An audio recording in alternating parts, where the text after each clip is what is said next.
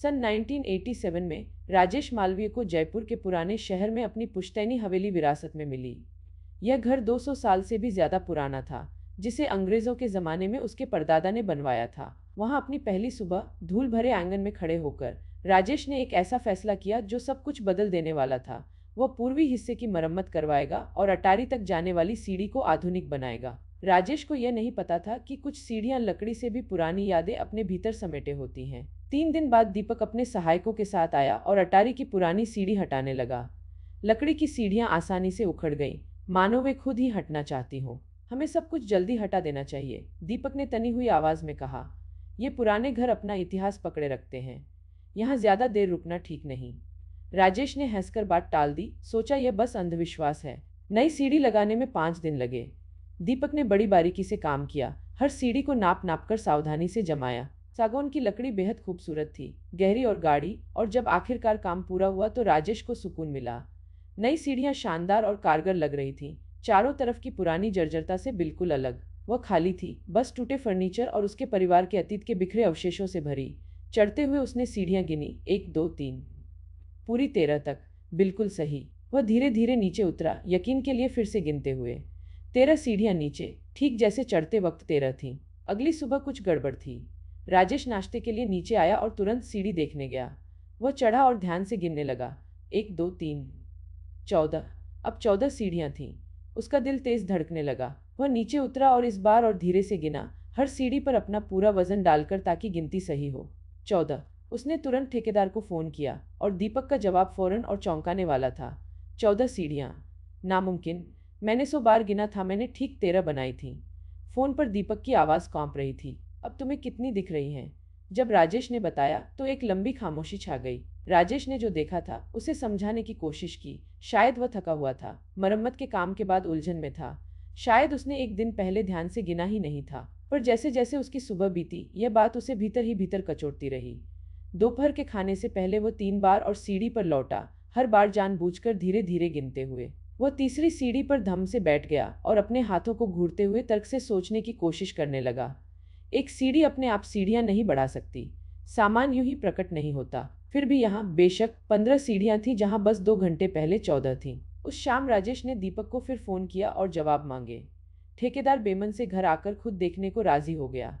जब दीपक सूरज ढलते वक्त पहुंचा तो वह राजेश के ध्यान से देखते हुए सीढ़ियां चढ़ा। ठेकेदार ने जोर जोर से गिना और हर सीढ़ी के साथ उसकी आवाज धीमी होती गई। दीपक एक सीढ़ी पर भारी मन से बैठ गया और आखिरकार बोलने लगा।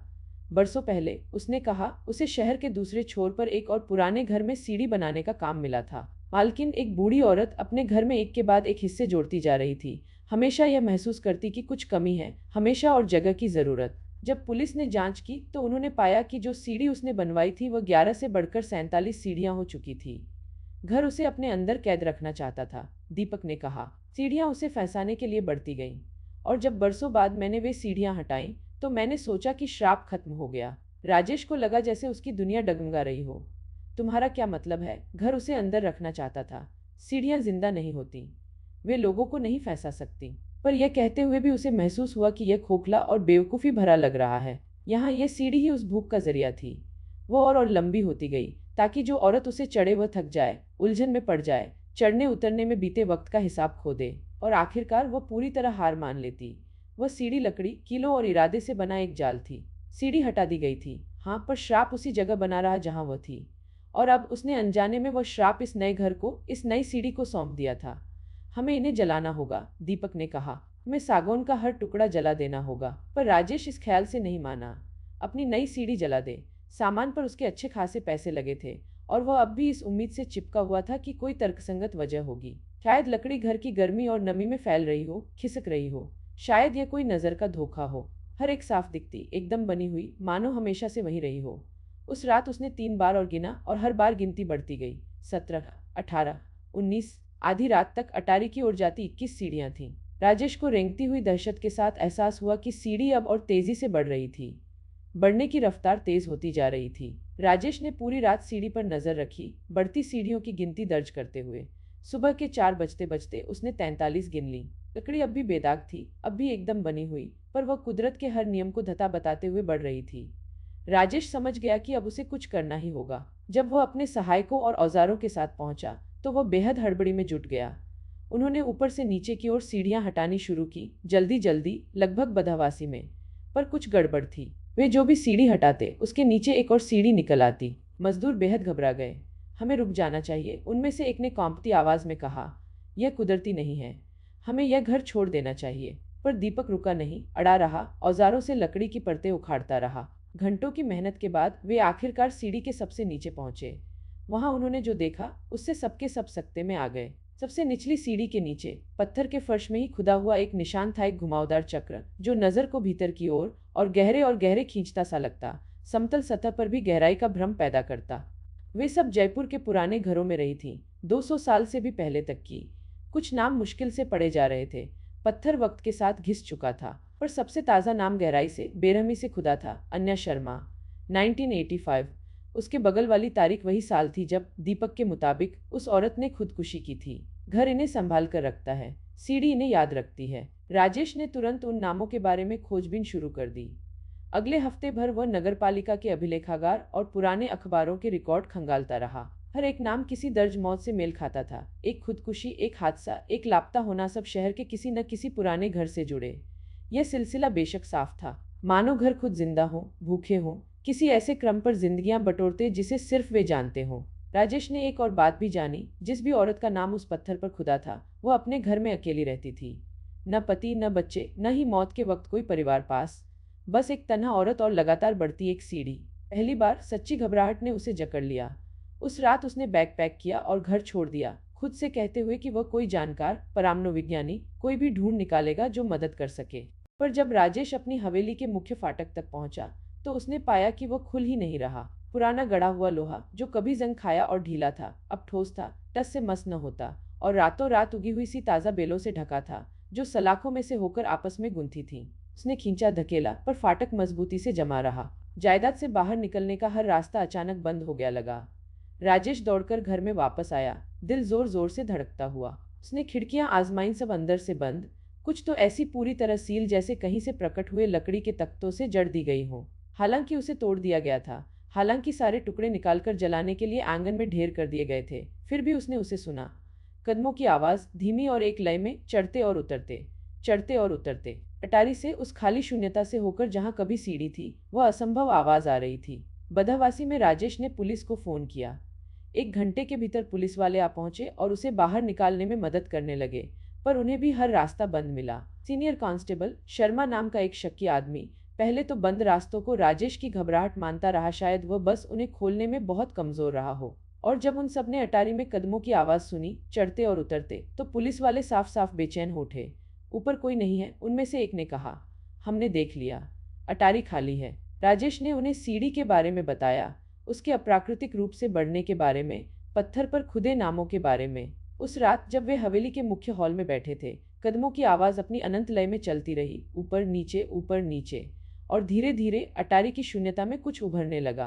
पहले तो बस एक आकार का आभास, एक अंधेरा जो आसपास के अंधेरे से जरा गहरा था। जो सीढ़ी प्रकट हुई वह दीपक की बनाई नई सागौन की सीढ़ी नहीं थी। यह पुरानी थी, बहुत ज्यादा पुरानी, ऐसी लकड़ी से बनी जो खुद घर से भी पहले की लगती थी। सीढ़ियां मुड़ी और चटकी हुई थी, रेलिंग बस किरचों का ढेर थी, और पूरा ढांचा गुरुत्वाकर्षण को ठेंगा दिखाते हुए हवा में लटका सा लगता था। राजेश तब समझ गया कि सीढ़ी सचमुच कभी नष्ट हुई ही नहीं थी। उन्होंने तो सिर्फ उसका भौतिक रूप हटाया था, उसका आध्यात्मिक या अलौकिक सार वही बना रहा था, इंतजार करता, भूखा, और अब वो फिर से अपना रूप गढ़ रहा था। सीनियर कांस्टेबल ने सबको बाहर निकलने का आदेश दिया। गोलियां कांच के पार जाकर रात में गायब हो गईं, पर कोई दरार न पड़ी। कांच फौरन फिर से जुड़ गया, मानो उस पर कभी चोट हुई ही न हो। वे कैद हो चुके थे। अगले कुछ घंटों में पुलिस वालों ने बाहर निकलने का हर मुमकिन तरीका आजमाया। उन्होंने खिड़कियां तोड़ी, में सील हो गईं। उन्होंने दरवाजे तोड़े, वे सील हो गए। उन्होंने दीवारें तोड़ने की कोशिश की, दीवारें ऐसी अटल रही मानो फौलाद से ढाली गई हो। कदमों की आवाज और तेज और जिद्दी होती गई, और पुलिस वालों ने कुछ और भी सुना, एक आवाज। यह एक औरत की आवाज थी, फुसफुसाती, बार बार बस एक शब्द दोहराती। वह शब्द एक नाम था, अन्या, अन्या, अन्या। राजेश को साफ हो गया कि क्या हो रहा है। कांस्टेबल शर्मा ने औरों को ढांढस बंधाने, व्यवस्था बनाए रखने की कोशिश की, पर वह खुद भी डरा हुआ दिख रहा था। हम इसका हल निकाल लेंगे, उसने कहा, हालांकि उसकी आवाज डगमगा रही थी। कोई न कोई तर्कसंगत वजह जरूर होगी। बाहर निकलने का कोई न कोई रास्ता जरूर होगा। राजेश बेबस और किसी भी मुमकिन हल की तलाश में, उसे कुछ याद आया जो दीपक ने यूं ही कह दिया था, श्राप तभी कायम रह सकता है जब घर में अकेला इंसान हो। जब तक कई लोग मौजूद हों, श्राप की ताकत बैठ जाती है, पूरी तरह सामने नहीं आ पाती। और जब वह इंसान आखिरी सीढ़ी पर पहुंचेगा, तभी घर बाकी लोगों को छोड़ेगा। राजेश समझ गया कि उसे क्या करना है। वह घर का मालिक था, वही जिसने सीढ़ी दोबारा बनवाकर श्राप को लौटा लाया था। यह उसकी जिम्मेदारी थी, उनमें से एक को चढ़ना ही होगा। राजेश ने खुद को पेश किया और शर्मा और बहस करना चाहता था, पर मान गया। उन्होंने योजना बनाई, राजेश सीढ़ियां चढ़ना शुरू करेगा, ऊपर पहुंचते ही घर बंधन खोल देगा और पुलिस वाले बच निकल सकेंगे। राजेश ने सीढ़ी पर अपना पहला कदम रखा और फौरन उसकी बनावट बदल गई। जो दूर से चिकनी और ठोस दिखती थी, उसके पैर के नीचे की लकड़ी खुरदरी थी, लगभग जीवंत, मानो वह सांस ले रही हो। हर सीढ़ी चढ़ते हुए नीचे का घर धुंधला और दूर होता गया। वह जितनी सीढ़ियां चढ़ता जैसे 10 हो, गिनता 30, फिर जितनी चढ़ता जैसे 2 हो, गिनता 50। सीढ़ी मानो जगह और दूरी की उसकी समझ से खिलवाड़ कर रही थी। जैसे जैसे वो ऊपर चढ़ता गया, फुसफुसाहटें तेज होती गईं। अन्या की आवाज अब अकेली नहीं थी, कुछ तो लगभग स्वागत करती सी, मानो वे उसका ही इंतजार कर रही थी, मानो उसका आना किसी अहम चीज को पूरा कर रहा हो।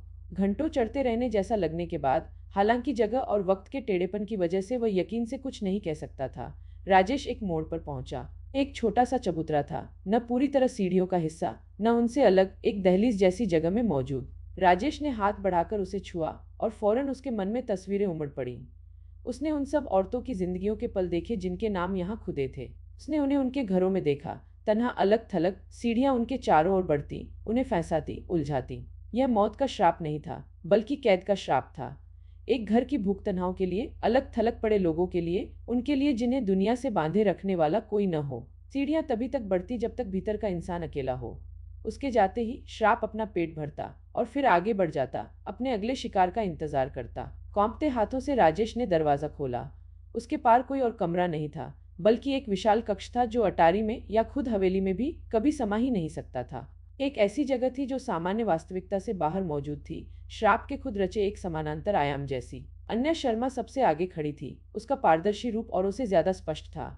वह जवान थी, शायद 30-35 की, उसकी आंखों में अथाह उदासी भरी थी। तुम आ गए, उसने कहा, और उसकी आवाज अब फुसफुसाहट नहीं, साफ और मौजूद थी। तुम समझ गए कि क्या होना जरूरी है। राजेश कुछ कहना चाहा, पर अन्या ने हाथ उठा दिया। वो इतने लंबे अरसे से तन्हा है, लोगों को बटोरता, किसी ऐसे को ढूंढता जो रुकने का चुनाव करे, कोई ऐसा जो अपनी जान इसलिए न दे कि उसके पास जीने को कुछ बचा नहीं, बल्कि इसलिए कि उसके पास कोई बचाने लायक है। वो उदास मुस्कुराई। तुम परीक्षा में पास हो गए। राजेश तब समझ गया कि अब क्या होने वाला है। मैं यहीं रुकूंगा, उसने धीरे से कहा। यह कोई सवाल नहीं था। पुलिस वाले बच निकलेंगे, घर का पेट भर जाएगा। अन्या ने धीरे से सिर हिलाया। हाँ, पर तुम्हें जानना चाहिए कि रुकने का मतलब क्या है। तुम मरोगे नहीं, पर तुम यहाँ रहोगे, वक्त से बाहर, दुनिया से बाहर। तुम एक तरह के रखवाले बनोगे, एक याद की कुछ कुर्बानियां प्यार से दी जाती हैं, मायूसी से नहीं। यही इस श्राप का असली रूप है। यह बुरे लोगों के लिए जाल नहीं, बल्कि अच्छे लोगों के लिए परीक्षा है। फिर बस वह विशाल कक्ष था और उसके चारों ओर सब औरतों की मौजूदगी, और यह जानने का अजीब सा सुकून कि उसके चुनाव ने नीचे के पुलिस वालों को बचा लिया। नीचे हवेली में कांस्टेबल शर्मा और पुलिस वालों ने हवा में एक अचानक बदलाव महसूस किया। सीढ़ी खुलने लगी। सीढ़ी के उभरने के साथ सील हुई दीवारें खुलने लगी। मुख्य फाटक, खिड़कियां, दरवाजे सब अचानक फिर से काम करने लगे। अटारी की ओर एक नजर डालकर, जहां भुतहा सीढ़ी धुएं की तरह मिट रही थी, वे घर से भागे। उनके पीछे उन्होंने एक आवाज सुनी, जैसे लंबी रुकी हुई सांस छोड़ी जा रही हो। घर का पेट भर गया था। श्राप कुछ वक्त के लिए तृप्त हो गया था। जैसे ही पुलिस वाले अपनी गाड़ियों में ठूंसकर रवाना हुए, कांस्टेबल शर्मा बार बार पीछे हवेली की ओर देखता रहा। उसने कुछ असंभव देखा था, और वह एक आदमी को पीछे छोड़ आया था। उसने अपने अफसरों को सब बताया, पर कहानी इतनी अजीब थी कि उसे दिमागी टूटन मानकर फाइल कर दिया गया। एक अफसर जो किसी मानसिक संकट में घिरे आदमी की देखरेख कर रहा था। राजेश मालवीय को लापता घोषित कर दिया गया। मामला ठंडा पड़ गया। हवेली फिर से खाली खड़ी रही, इंतजार करती। साल बीतते गए। हवेली एक स्थानीय किंवदंती बन गई, एक कहानी जो बच्चे सुनाते और बड़े हंसकर टाल देते। कुछ कहते कि वहां भूत हैं, कुछ कहते कि बस वीरान पड़ी है। भी कभी कुछ हिम्मती किशोर एक दूसरे को वहां रात बिताने की चुनौती देते। हालांकि किसी ने कभी कुछ अजीब होने की खबर नहीं दी। उसके पास अपने चारों ओर की सब औरतों की जानकारी और यादों की पहुंच थी। उसने उनकी कहानियां जानी, उनका दर्द समझा, और किसी तरह उनके साथ मौजूद रहकर उसने उन्हें वह दिया जिसकी जिंदगी में उन्हें कमी रही, गवाह। कोई जो उन्हें देखे, उन्हें समझे और उनके वजूद में साझा हो। अन्या उसके लिए एक साथी जैसी बन गई। घर खुद उस जमीन पर बना था जहाँ एक औरत दफन थी, प्रिया नाम की एक औरत जिसने 1700 के दशक में अपने परिवार के अकेला छोड़ देने के बाद खुद की जान ले ली थी। उसकी तन्हाई इतनी गहरी थी कि वह खुद पत्थरों और मिट्टी में रिस गई। राजेश के लापता होने के दशकों बाद एक रात हवेली को एक नया मेहमान मिला।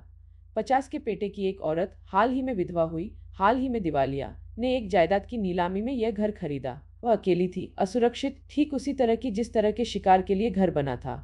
उसका नाम मीरा था।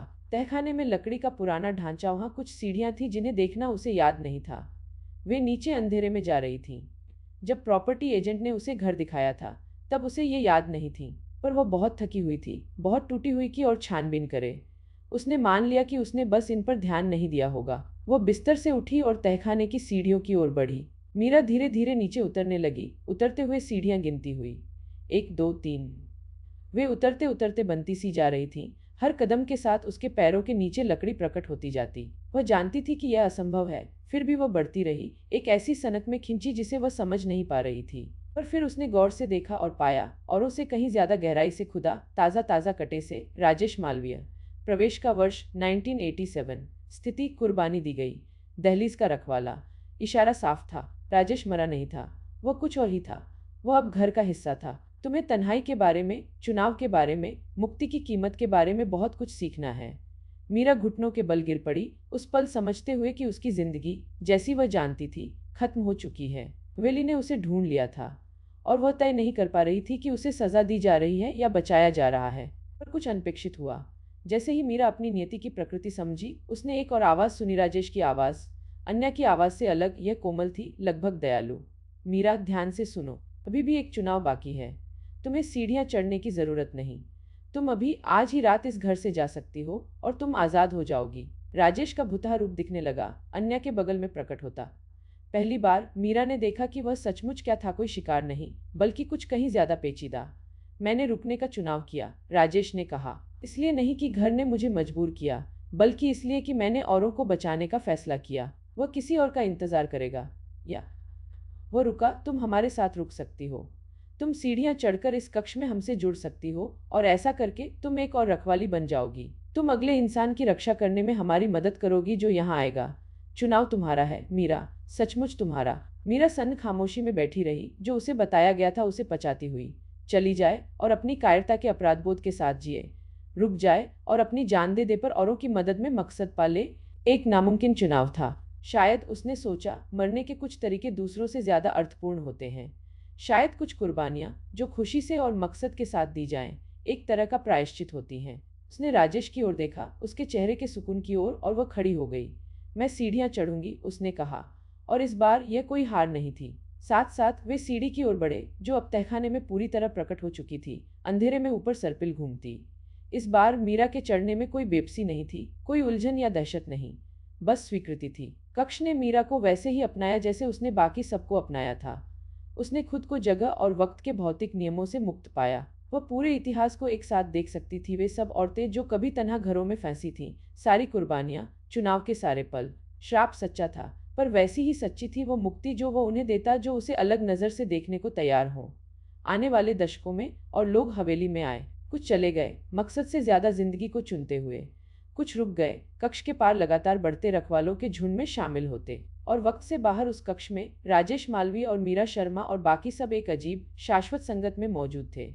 वे अब तन्हा नहीं थे, क्योंकि उनके पास एक दूसरे थे। पर घर भूखा बना रहा, जैसा वह हमेशा रहेगा, अगले इंसान के अपने दरवाजों से गुजरने का इंतजार करता। हवेली अब भी खड़ी है, जयपुर के पुराने शहर के छोर पर। उसे सरकारी तौर पर वीरान घोषित कर दिया गया है, जर्जर के रूप में चिन्हित, एक ऐसी जगह जहाँ कुछ भी अच्छा नहीं बसता। पर सचमुच तन्हा लोगों में, उनमें जिन्होंने सब कुछ खो दिया है, एक अफवाह है कि घर उनका स्वागत करता है। कुछ कहते हैं कि घर खुद एक तरह की कृपा है, उन लोगों के प्रति दया का एक अलौकिक विस्तार जिन्हें दुनिया भूल चुकी है।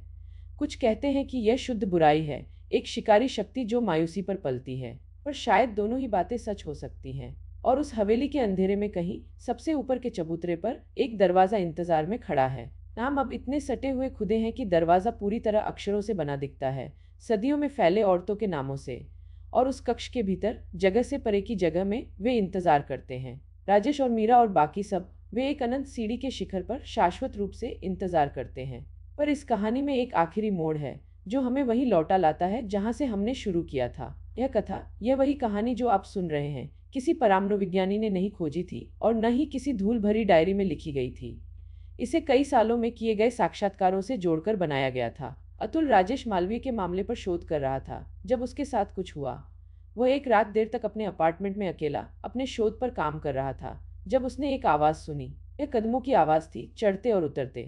पहले उसने सोचा कि इमारत बैठ रही होगी या कोई पड़ोसी इधर उधर घूम रहा होगा। वहां उसके अध्ययन कक्ष के कोने में, जहां कुछ पल पहले कोई सीढ़ी नहीं थी, लकड़ी की एक अकेली सीढ़ी प्रकट हो चुकी थी। अतुल का दिल तेज धड़कने लगा।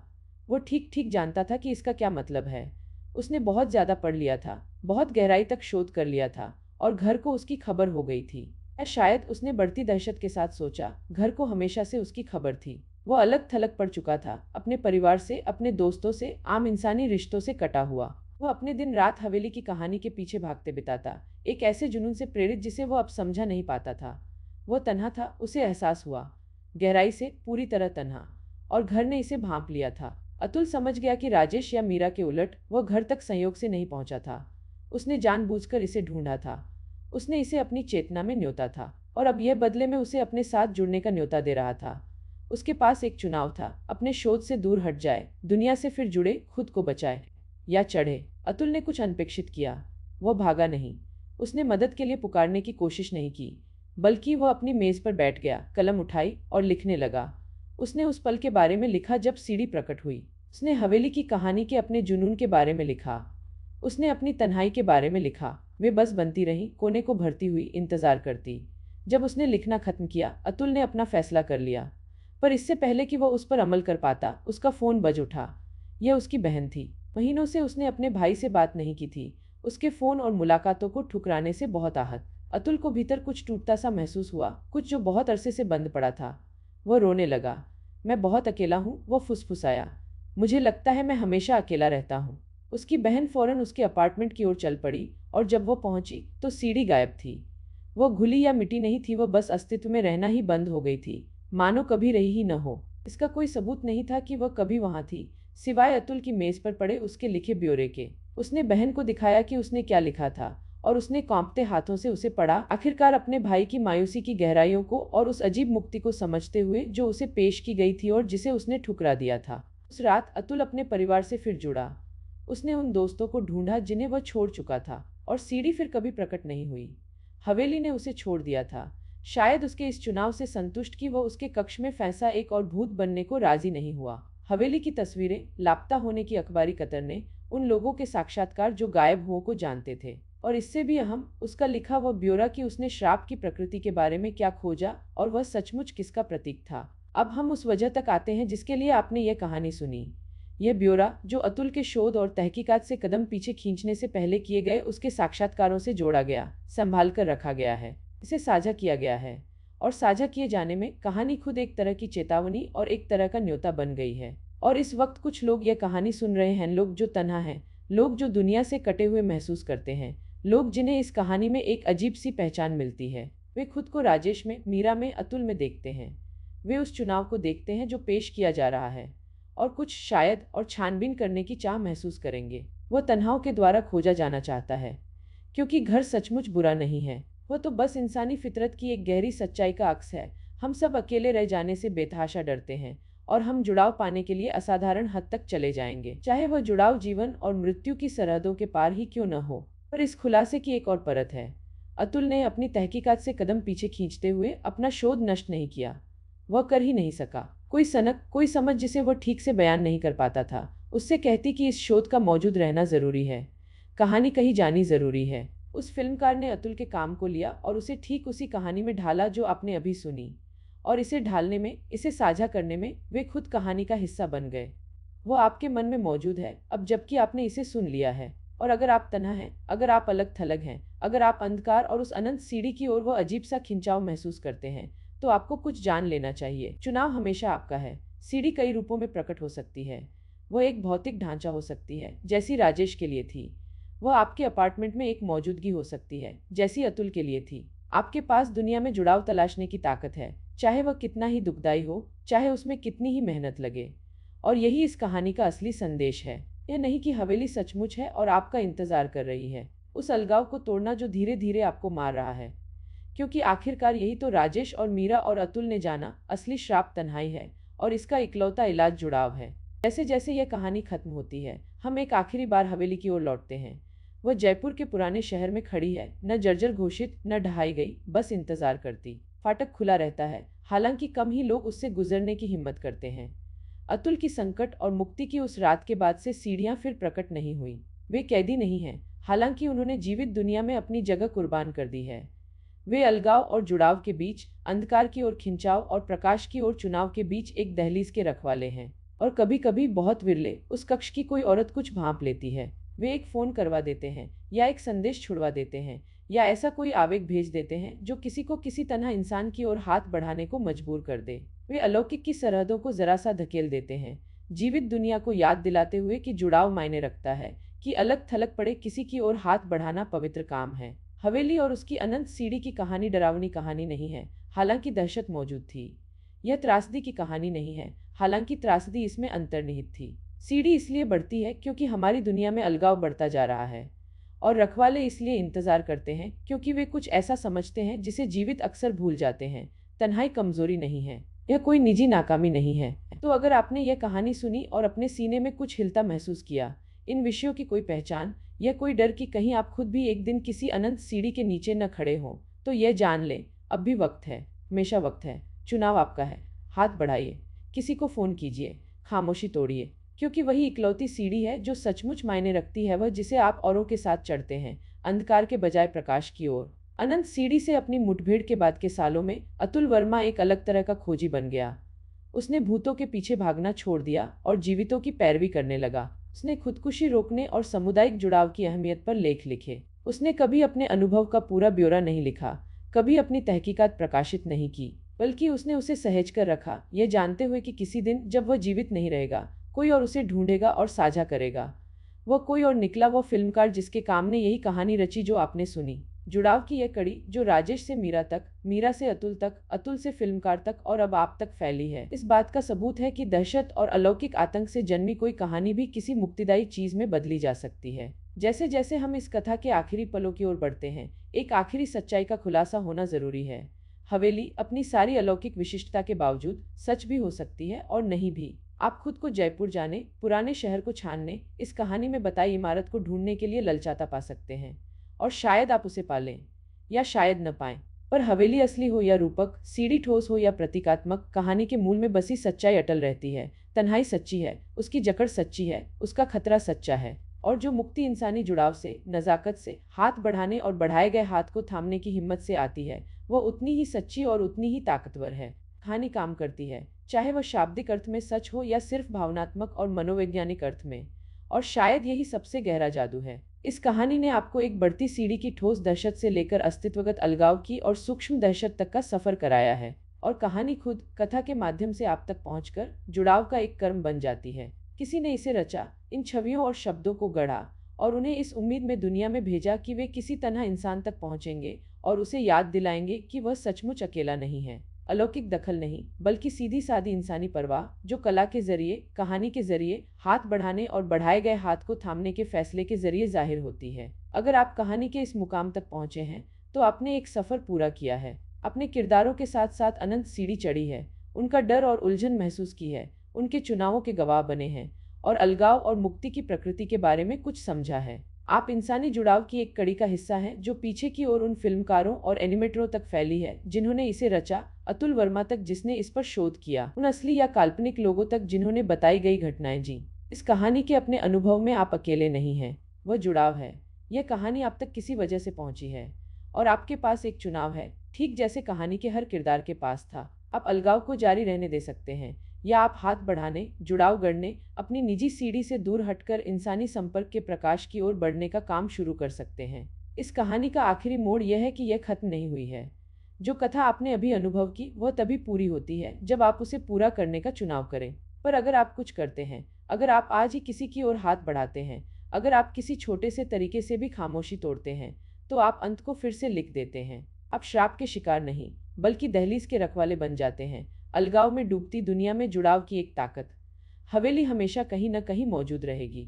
जिस पल हम जुड़ाव चुनते हैं, जिस पल हम अपने निजी अंधकार से दूर हटकर औरों के प्रकाश की ओर कदम बढ़ाते हैं, हम श्राप तोड़ देते हैं। हम असल में खुद अपने राजेश या मीरा या अतुल बन जाते हैं, अनंत चढ़ाई के बजाय कुर्बानी और प्रायश्चित को चुनते हुए। आखिरकार हवेली और उसकी अनंत सीढ़ी की कहानी आपकी कहानी है। यह हर किसी की कहानी है।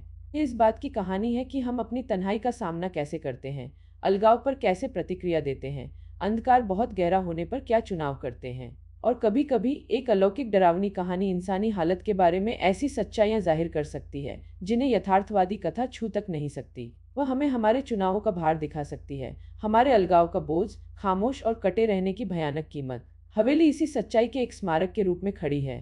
वह सच है या नहीं, यह लगभग बेमानी है। जो मायने रखता है वह यह है कि क्या हम चढ़ने का चुनाव करते हैं, और अगर करते हैं तो क्या हम अकेले चढ़ते हैं या चढ़ते वक्त हमें थामने के लिए हाथ बढ़ाते हैं। जैसे जैसे यह कहानी अपने आखिरी पल की ओर बढ़ती है, आइए बिल्कुल शुरुआत में लौटें। राजेश मालवीय चांदनी में एक आंगन में खड़ा था, एक ऐसी हवेली की ओर ऊपर देखता जो उसकी जिंदगी को हमेशा के लिए बदल देने वाली थी। उसे तब नहीं पता था कि वह किससे टकराने वाला है, पर शायद उसकी चेतना के किसी गहरे कोने में वह उस मुठभेड़ के लिए तैयार था। शायद जो अलगाव वह अपनी जिंदगी में महसूस कर रहा था, अपनी भौतिक सफलता और पारिवारिक रिश्तों के बावजूद वह कटाव उसे उस पल की ओर धकेल रहा था। हम सब किसी न किसी अर्थ में राजेश मालवीय हैं, और सवाल यह नहीं कि वह बदलाव आएगा या नहीं, बल्कि यह कि क्या हमारे पास वह समझ और हिम्मत होगी कि हम वे चुनाव करें जो अंधकार के बजाय प्रकाश की ओर, अलगाव के बजाय जुड़ाव की ओर, आत्मरक्षा के नाम पर कुर्बानी के बजाय औरों के नाम पर कुर्बानी की ओर ले जाएं। अनंत सीढ़ी की कहानी सचमुच कभी खत्म नहीं हो सकती, क्योंकि जिस समस्या को यह बयान करती है वह कभी खत्म नहीं होती।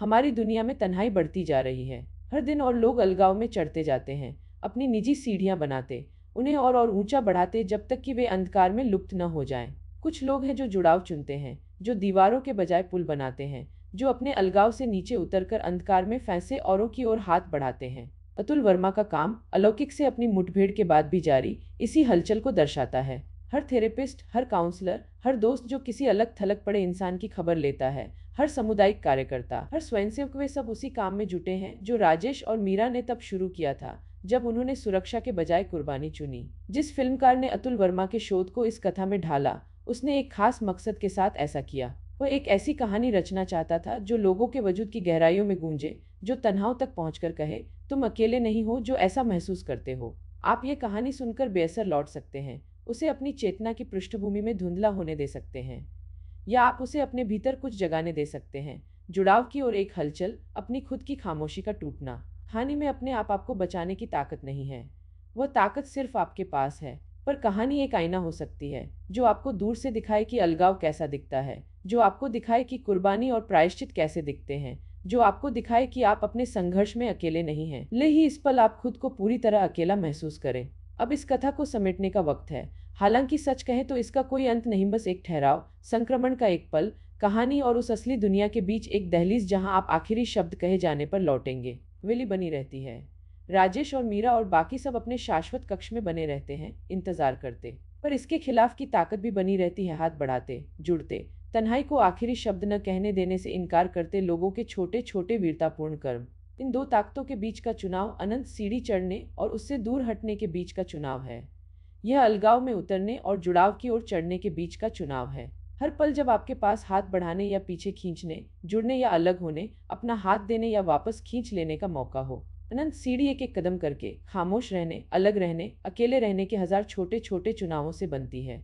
बिछड़ने से पहले एक और खुलासा करना जरूरी है।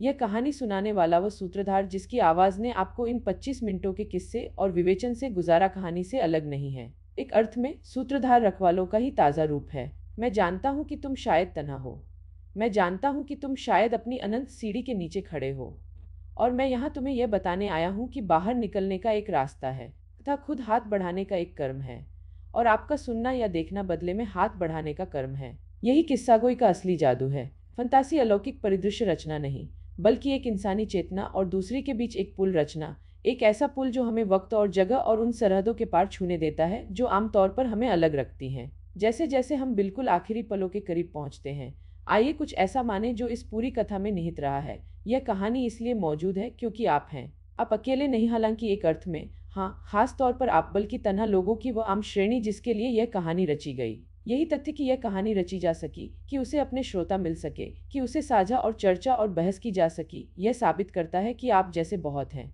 आप अपनी तन्हाई में अकेले नहीं हैं, जो विरोधाभासी लग सकता है पर सच है। दुनिया भर में लाखों लोग वही महसूस कर रहे हैं जो आप कर रहे हैं, और उनमें से हर एक यह जानने का हकदार है कि बाहर निकलने का एक रास्ता है। यही ज्ञान इस कहानी की देन है। कोई अलौकिक समाधान नहीं, कोई चमत्कारी बच निकलना नहीं, बल्कि यह ज्ञान कि औरों ने इस अंधकार का सामना किया है और इसके बदले जुड़ाव चुना है। कहानी लगभग पूरी हो चली है, पर सचमुच समेटने से पहले एक आखिरी संदेश देना जरूरी है। अगर आप आत्मघाती विचारों से जूझ रहे हैं, अगर आप उस जगह खड़े हैं जो आपकी अपनी अनंत सीढ़ी का बिल्कुल कगार लगती है, अगर अंधकार की ओर खिंचाव काबू से बाहर लगता है, तो कृपया जान ले कि आपके लिए असली ठोस मदद मौजूद है। फोन करने के लिए नंबर हैं, संस्थाएं हैं जिन तक पहुंचा जा सकता है, पेशेवर हैं जिन्होंने अपनी जिंदगी ठीक उसी त्रासदी को रोकने में लगा दी है जिससे राजेश बचा और जिसमें अन्य समा गई। हवेली की कहानी एक रूपक है, पर तन्हाई और आत्मघाती विचारों का समाधान ठोस है। उसके लिए अमल चाहिए, पर दूसरे इंसान अपनी अपनी परवाह और प्रशिक्षण की जगहों से हाथ बढ़ाते हुए जरूर बचा सकते हैं। और यही तथ्य कि आपने यह कहानी इस मुकाम तक सुनी है, बताता है कि आपका एक हिस्सा जीना चाहता है, बाहर निकलने का रास्ता पाना चाहता है। अपने उस हिस्से की कद्र कीजिए। वह जिस अमल की ओर आपको धकेल रहा है उसे कीजिए। इस कहानी ने आपको अलौकिक दहशत के एक सफर पर ले जाया जो आखिरकार बेहद असली इंसानी दर्द के बारे में है। इसने आपको ऐसे किरदार दिखाए जिन्होंने नामुमकिन हालात का सामना किया और चुनाव किए, कुछ त्रासदी की ओर ले गए, कुछ प्रायश्चित की ओर, कुछ चलती हुई अनिश्चितता की ओर। आप इस कहानी को बंद करके अपनी जिंदगी में वैसे ही लौट सकते हैं जैसी वह थी, बेअसर। आप इसे बस मनोरंजन का एक टुकड़ा, एक बढ़िया गढ़ी कथा मानकर आगे बढ़ सकते हैं, या आप इसे बदलाव का एक उत्प्रेरक बनने दे सकते हैं। आप खुद से पूछ सकते हैं, क्या मैं अपनी अनंत सीढ़ी के नीचे खड़ा हूँ? और अगर हाँ, तो मैं इसके बारे में क्या करने वाला हूँ? कहानी एक ही जवाब नहीं मांगती। इसे सुनने वाला हर इंसान उस सवाल का अलग जवाब देगा। हवेली की अनंत सीढ़ी किसी और सीढ़ी जैसी बिल्कुल नहीं है। वह एक साथ ऊपर भी ले जाती है और नीचे भी। वह अनंत भी है और सीमित भी, असली भी और रूपकात्मक भी, एक भौतिक ढांचा भी और एक मानसिक अवस्था भी। वो उनके दिलों में मौजूद है जिन्होंने जुड़ाव पाने की उम्मीद छोड़ दी है और इसके बजाय खुद को अनंत चढ़ाई के हवाले कर दिया है, इस आस में कि अगर वे काफी ऊंचा चढ़ जाएं तो तन्हाई से बच निकलेंगे, जाए इसके कि उससे नीचे उतरकर जमीन पर हाथ बढ़ाने को तैयार औरों को पालें। जिस पल आप समझ जाते हैं कि बाहर का रास्ता ऊपर नहीं बल्कि नीचे है, चढ़ना नहीं बल्कि जुड़ाव है, सीढ़ी अपनी ताकत खो देती है। जिस पल आप उस अनंत चढ़ाई से मुंह मोड़कर इसके बजाय नीचे उतरने, औरों की ओर बढ़ने, अपनी जरूरत को मानने और मदद मांगने का चुनाव करते हैं, श्राप टूटने लगता है। और वह पल हमेशा हाजिर है। भले ही आप बरसों, दशकों, पूरी उम्र से चढ़ते आए हों, आप अब भी कदम पीछे खींचकर चारों ओर देख सकते हैं और औरों को नीचे पा सकते हैं। ऐसे औरों को जो आपसे आधे रास्ते मिलने नीचे उतरने को तैयार हों, ऐसे जो समझते हैं कि तन्हाई एक सार्वभौमिक इंसानी हालत है और उसका इकलौता तोड़ समुदाय है। हवेली और उसकी अनंत सीढ़ी की कहानी अब पूरी हुई। हवेली वैसे ही खड़ी है जैसे वह सदियों से खड़ी रही, इंतजार करती। राजेश मालवीय वक्त के पार उस कक्ष में बना रहता है, इंसानी पीड़ा और इंसानी चुनाव का रखवाला और गवाह। अतुल वर्मा जीवित दुनिया में अपना काम जारी रखे है, अलगाव में पड़े लोगों की ओर हाथ बढ़ाता, उन त्रासदियों को रोकता जिन पर हवेली पलती है। और जिस फिल्मकार ने इस कहानी को दुनिया में लाया, उसने कल्पना और वास्तविकता के बीच एक पुल रचा है, उन तक पहुंचने का एक जरिया जो शायद वरना अनछुए ही रह जाते। उन पलों में जब आप तय करते हैं कि अलगाव में और ऊंचा चढ़ें या जुड़ाव की ओर नीचे उतरें, जो चढ़ना बंद करने का चुनाव करते हैं, उनके लिए सीढ़ी सचमुच अनंत नहीं है। उनके लिए वह सीमित है, परिमित, एक ऐसी चीज जिसे समझा जा सकता है, पार किया जा सकता है और पीछे छोड़ा जा सकता है। पर जो चढ़ते रहते हैं, जो चढ़ाई को प्रगति समझ बैठते हैं, जो मानते हैं कि अलगाव नजाकत से ज्यादा सुरक्षित है, उनके लिए सीढ़ी बढ़ती रहेगी, कदम दर कदम, हमेशा के लिए, एक ऐसी मंजिल की ओर जो कभी पूरी तरह आती ही नहीं। और इस तरह हम बिल्कुल अंत पर आते हैं। हवेली की अनंत सीढ़ी आपका इंतजार सिर्फ तभी करती है जब आप उसे चढ़ने का चुनाव करें। श्राप में ताकत सिर्फ तभी है जब आप उस अलगाव को कबूल करें जिसका वह प्रतीक है। चुनाव हमेशा हमेशा आपका है। आप अब एक दहलीज पर खड़े हैं, ठीक जैसे राजेश उन बरसों पहले आंगन में खड़ा था। आप आगे जो करते हैं वो मायने रखता है, चाहे आप किसी तन्हा इंसान की ओर हाथ बढ़ाएं, चाहे आप अपनी खुद की खामोशी तोड़ें, चाहे आप संकट हेल्पलाइन या किसी दोस्त या किसी परिवार के सदस्य को फोन करें। छोटे छोटे कर्म ही असली जादू हैं, लौकिक नहीं बल्कि इंसानी। हवेली नहीं बल्कि जुड़ाव। इस अंधेरी राह पर हमारे साथ चलने के लिए शुक्रिया। हवेली और उसके रखवालों की कहानी के गवाह बनने के लिए शुक्रिया। और जो चुनाव आप करने वाले हैं उसके लिए शुक्रिया, क्योंकि यह कहानी सुनकर आप पहले ही इस चक्र को तोड़ने की दिशा में पहला कदम उठा चुके हैं। अब अगला कदम उठाइए, हाथ बढ़ाइए, जुड़िए, जिए